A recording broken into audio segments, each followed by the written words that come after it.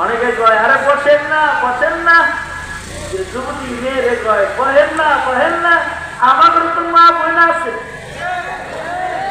হাতরানি করতে আর যায় না তুমি জয়েন বেডি তোমার লগে বয়া বসা লাগবো, আর তুমি কম মা বোন আছে, যদি তোমার কোনো সমস্যা না হয় তাহলে তুই দৌড় রোগী বেটা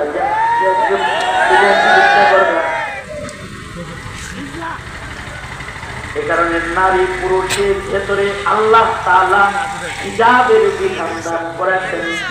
আল্লাহ রাসূল বলে কাফের হইলে কি হইব, ওর না হিজাব দরকার নাই, কিন্তু মুসলিম যুবকের চরিত্র রক্ষার দরকার আছে। এইটার গুরুত্ব দিতে গিয়ে আল্লাহ রাসূল নিজের গায়ের ব্যবহারের দামি চাদরটা এই মুশরিক মহিলার মাথায় হিজাব হিসেবে দিয়ে দেওয়ার জন্য সাহাবীকে দিয়ে দিলেন। এই আমার চাদরটা ওর মাথায় হিজাব বানায় ওকে ঢেকে দাও।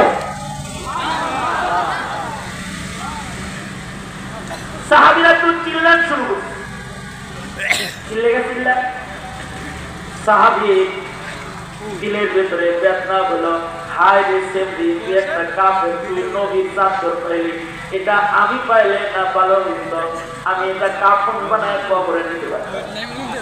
সাহাবীরা চিল্লাইছে,